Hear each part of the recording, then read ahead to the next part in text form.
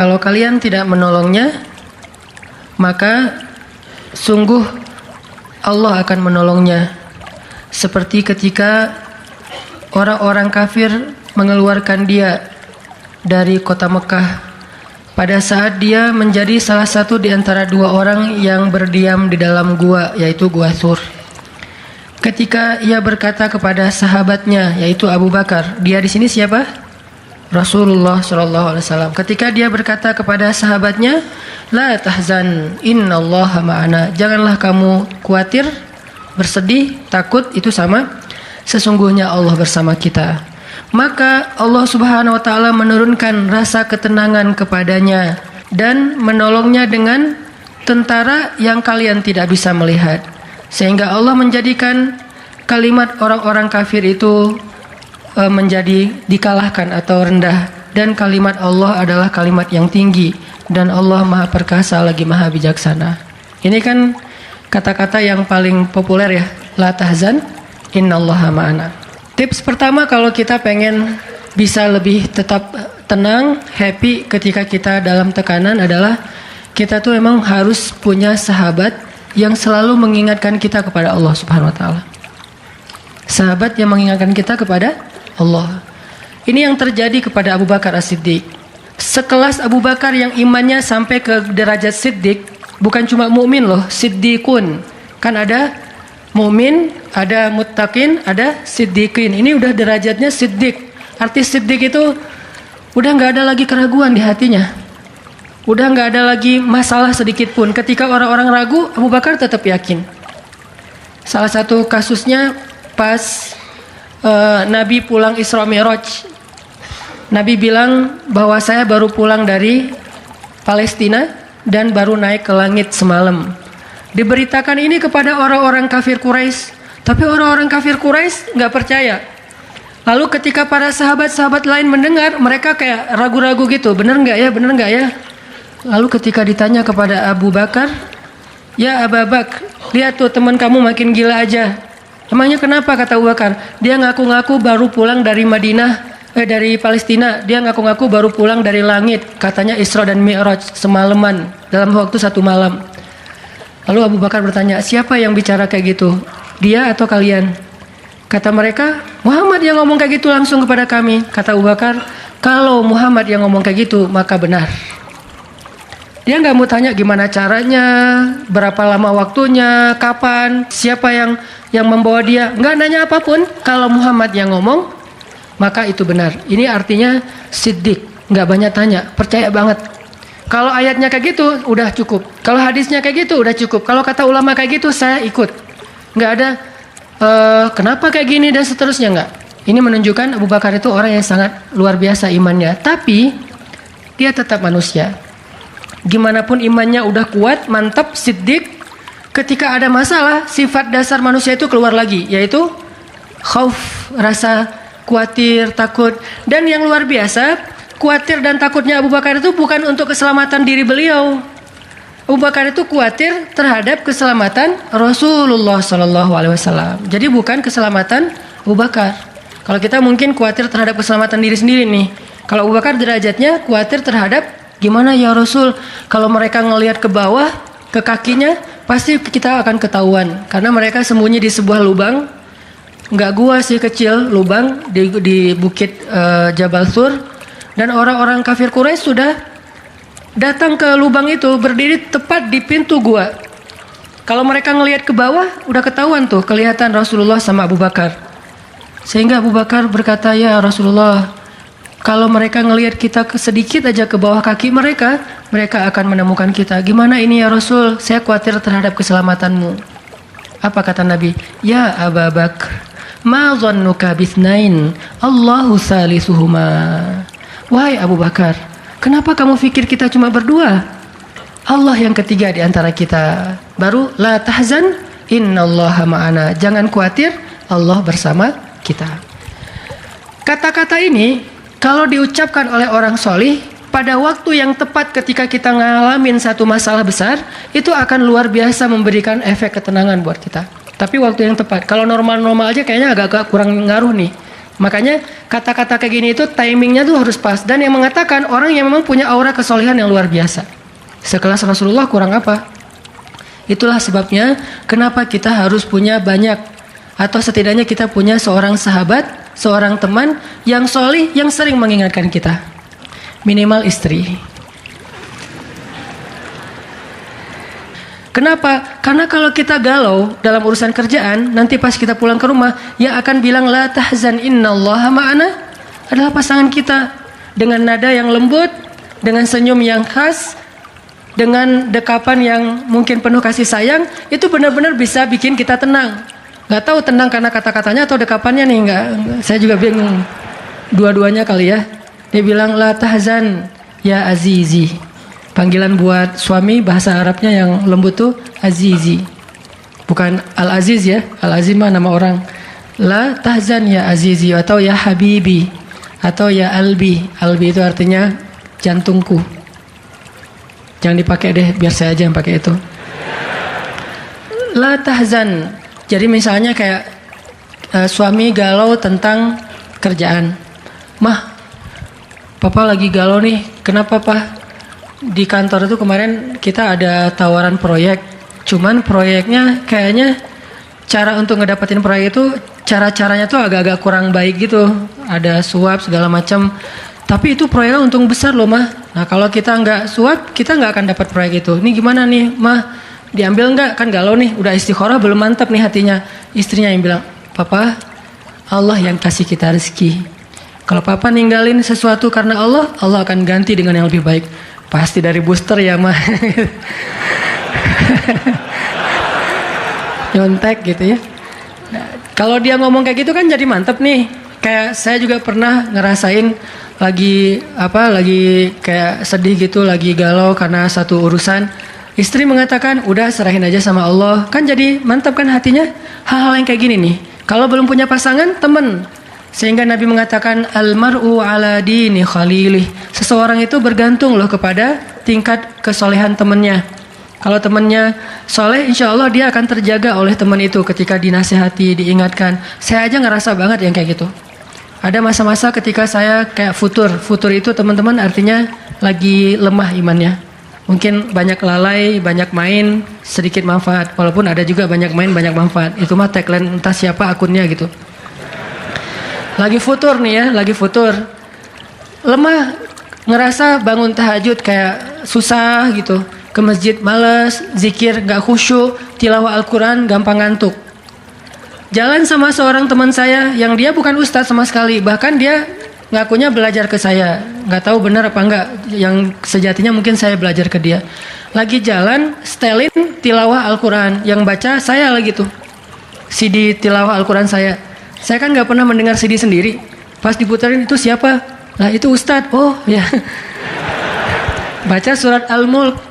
Tabarakalladzi biyadihil mulku wa huwa ala kulli syai'in qadir. Pas sampai di ayat-ayat tentang jahanam, tentang neraka, tentang apa? Walaqad zayyana sama ad-dunya bimasabih dan seterusnya, dia nangis. Dia nyetir nih, dia nangis. Saya ketika ngelihat dia nangis, saya dapat hidayah. Jadi saya dapat hidayah bukan hanya dengan mendengar bacaan itu, tetapi karena dikondisikan oleh seorang teman, saya ngerasa, duh, Masya Allah ya, dia yang dengerin bacaan saya bisa nangis. Saya dengerin diri saya sendiri, nggak nangis. Kan ada masalah nih. Akhirnya saya jadi insaf itu kemudian istighfar, astagfirullah Allah, saya kayak ada masalah nih. Mulai belajar dari dia, Pak, gimana sih kok bisa kayak gitu? Ustadz kan lebih tahu ilmunya mungkin, tapi kalau pengalamannya Bapak pasti lebih tahu. Rahasianya apa? Ternyata rahasianya emang dia orang yang nggak pernah dengar yang lain selain mendengar bacaan Al-Quran. Jadi buat dia bacaan Al-Quran itu benar-benar entertain buat dia. Oh, berarti kita harus lebih banyakin lagi dengerin Al-Quran. Kalau kita dengar musik sekali, berarti dengar Qurannya 3 kali harusnya, baru masih agak-agak proporsional nih. Sehingga gampang kesentuh, hatinya itu mudah. Tapi pelajarannya tetap teman yang membawa kita kepada sesuatu. Ternyata triknya pertama, mengingat Allah itu kan bukan cuma menyebutkan Allah.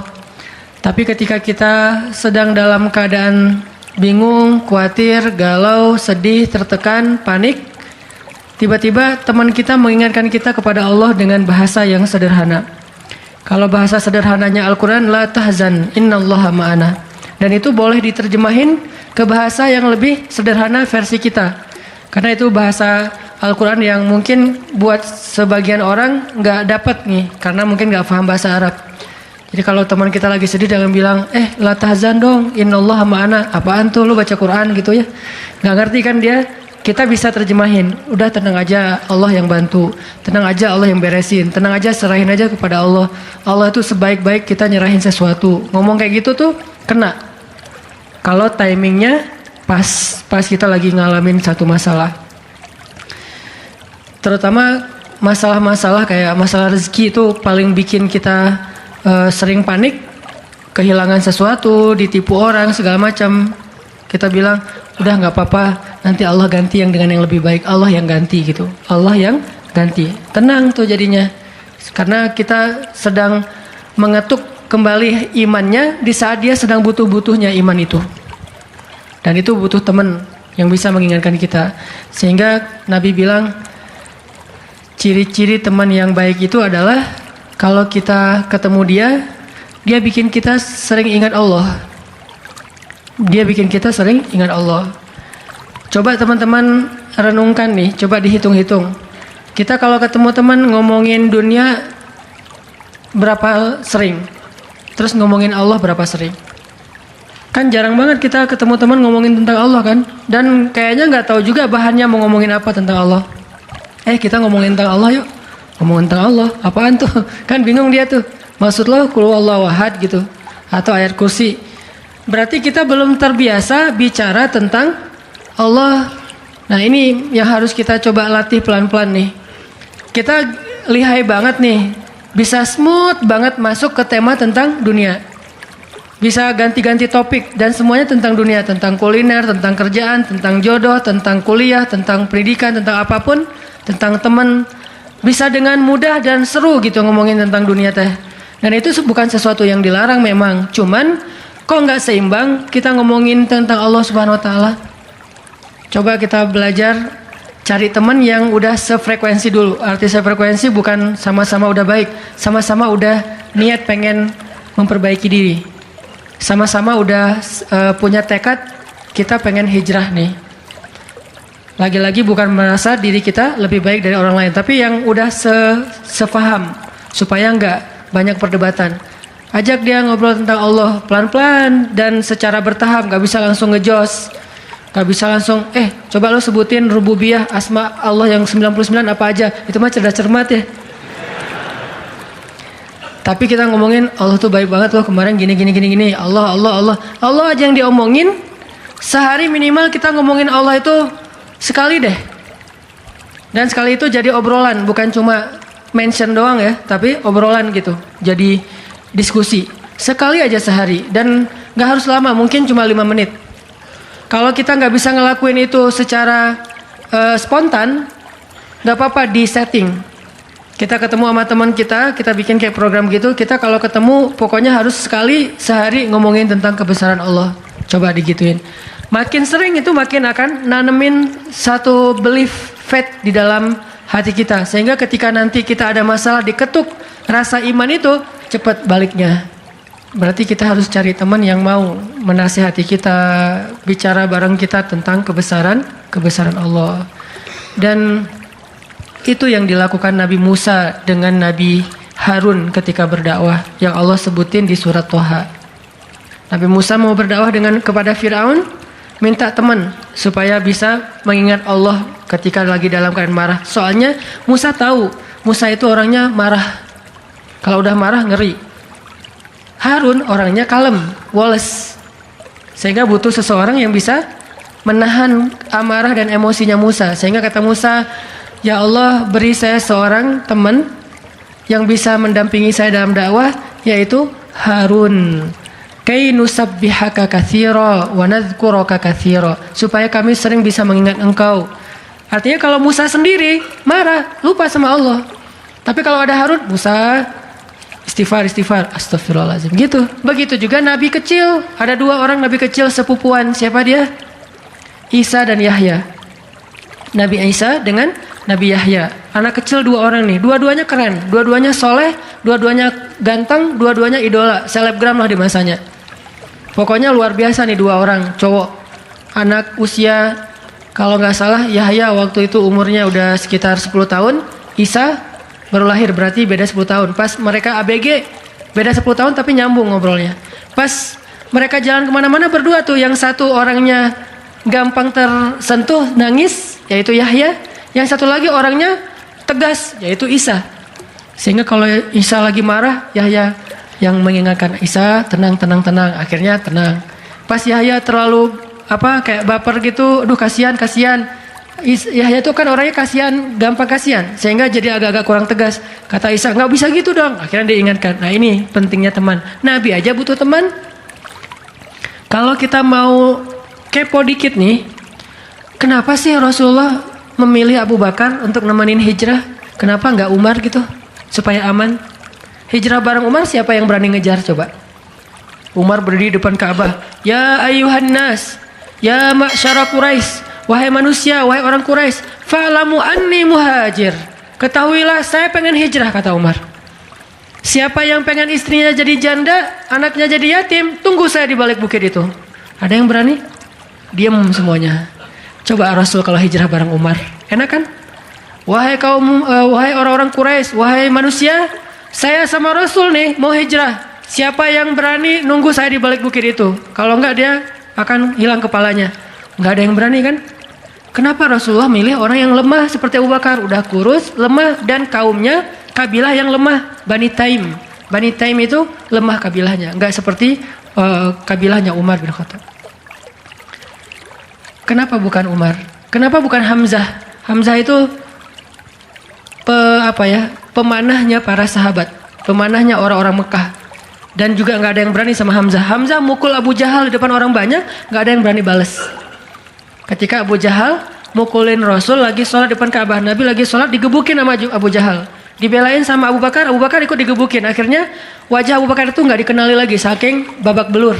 Itu digebukin sama Abu Jahal dan teman-temannya. Ketika Hamzah dengar berita itu, langsung Hamzah pergi ke tempat orang-orang ngumpul. Dicari mana Abu Jahal, dipukulin sama Hamzah sekuat-kuatnya sampai berdarah-darah Abu Jahal, tapi orang Quraisy nggak ada yang berani balas.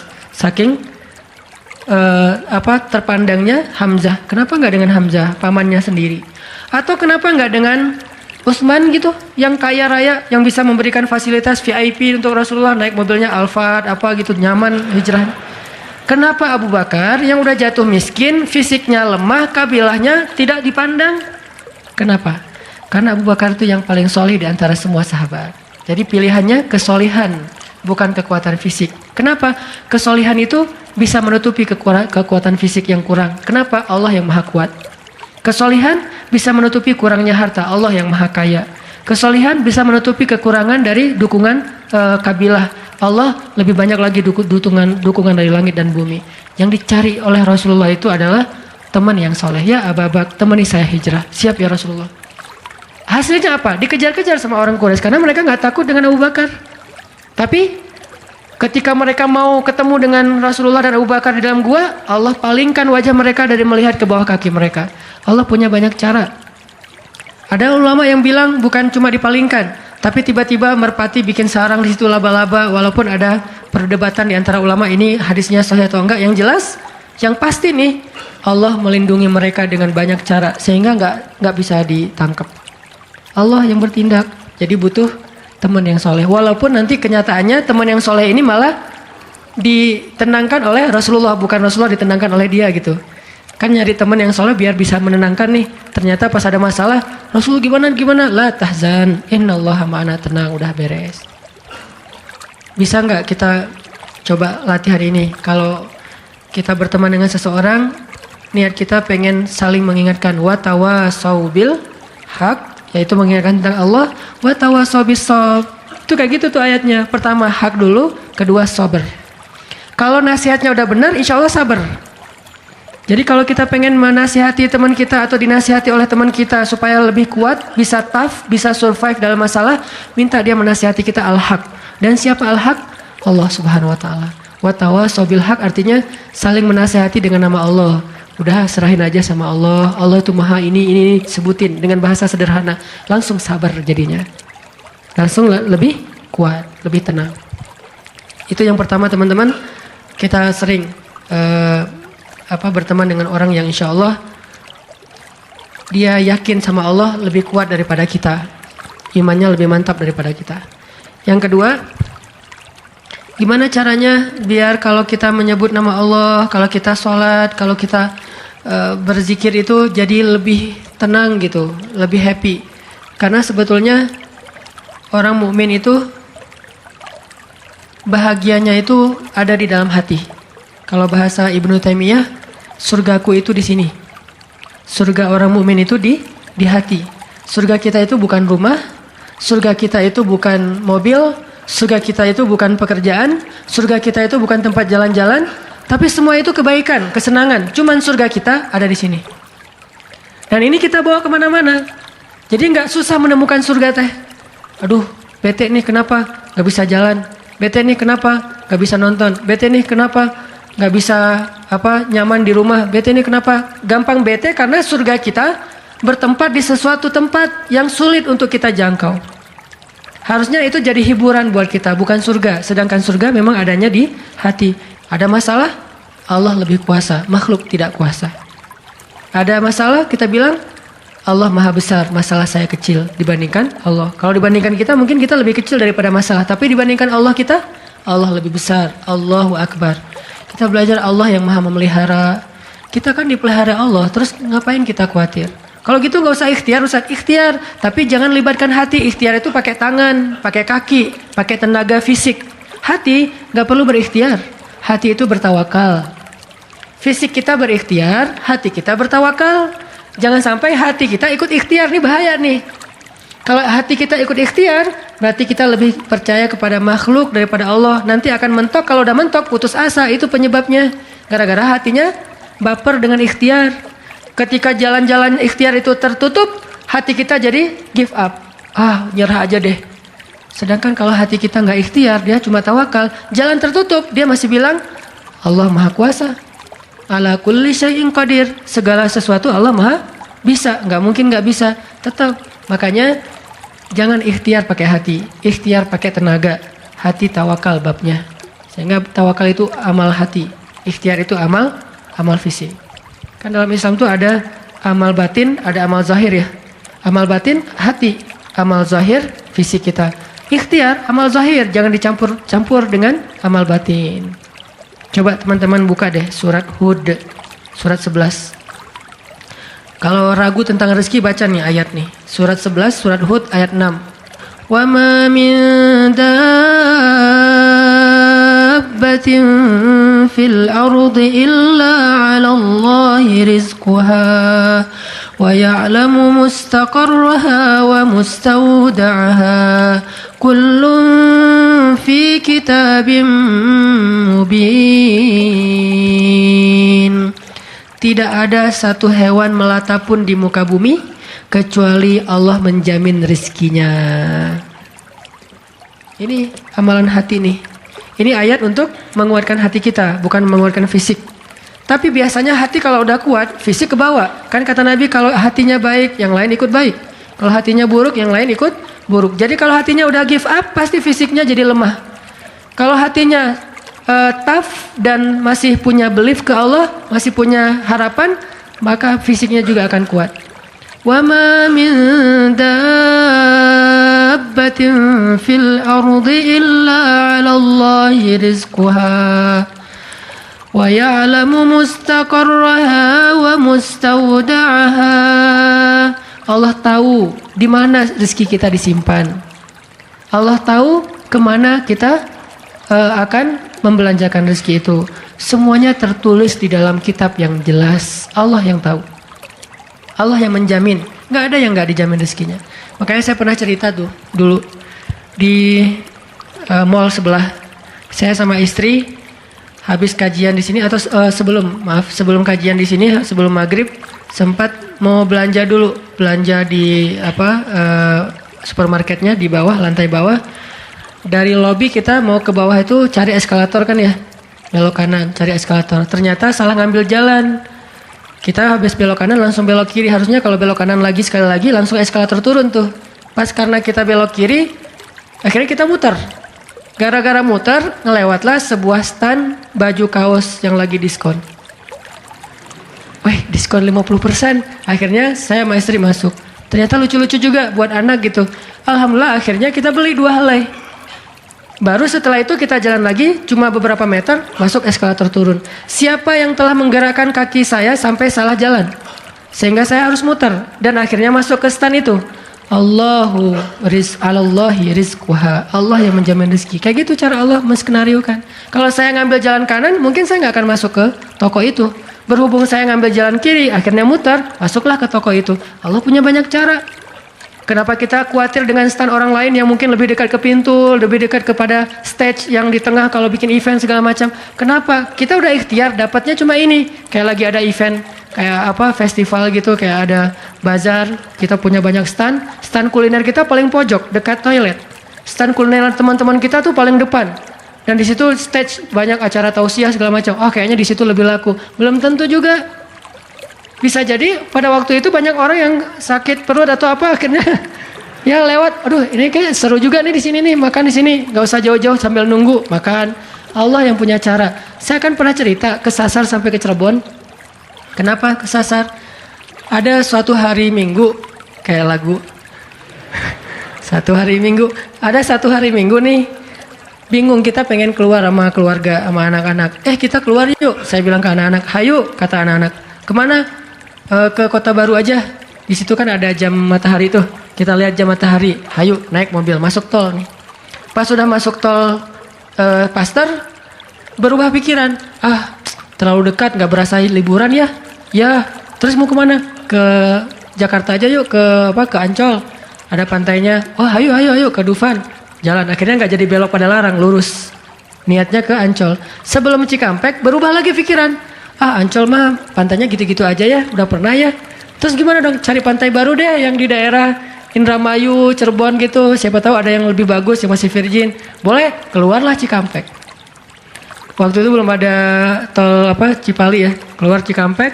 Akhirnya nyisir Subang, Indramayu, nggak dapat pantai yang kita nyaman nih. Berhenti sebentar, nggak nyaman, ini banyak sampah. Akhirnya jalan lagi sampai dari pagi keluar, asar makan empal gentong di Cirebon.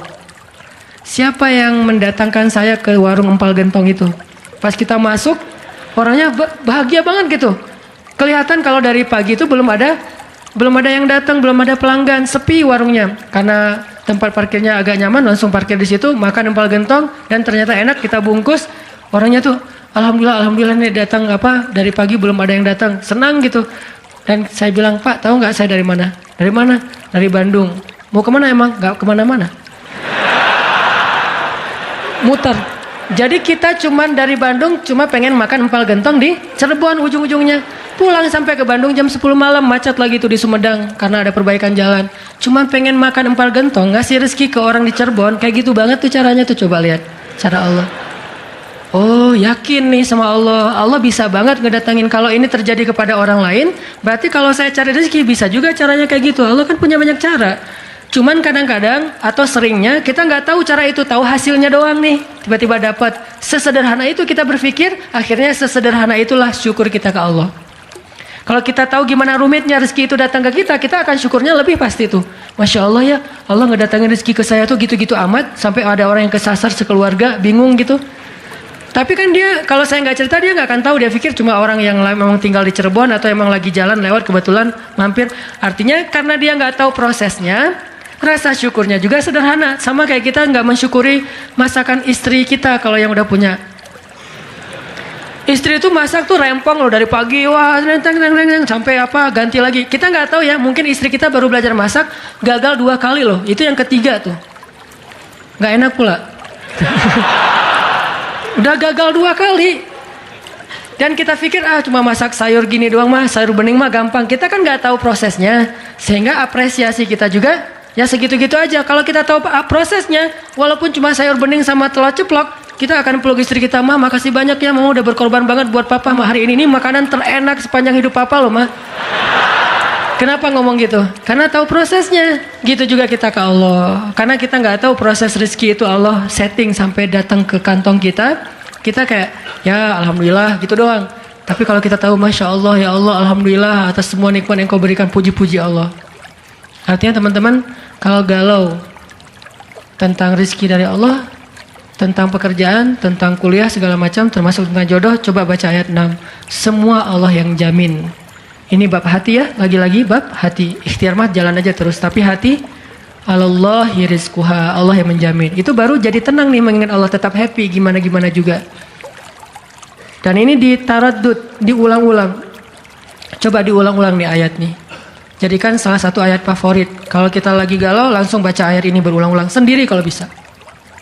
Baca dulu terjemahannya, hafal. Kalau udah hafal terjemahannya tinggal baca ayatnya berulang-ulang. Sebelum tidur mungkin kalau yang paling tenang. Kalau khawatir nggak bangun tahajud ya udah sebelum tidur baca. Wa ma min dabbatin fil ardi illa 'alallahi rizquha. Diulang. Itu beda banget loh rasanya. Belajar untuk mentafakuri kebesaran Allah sehingga kalau kita nanti ada masalah mengingat Allah lebih mantap.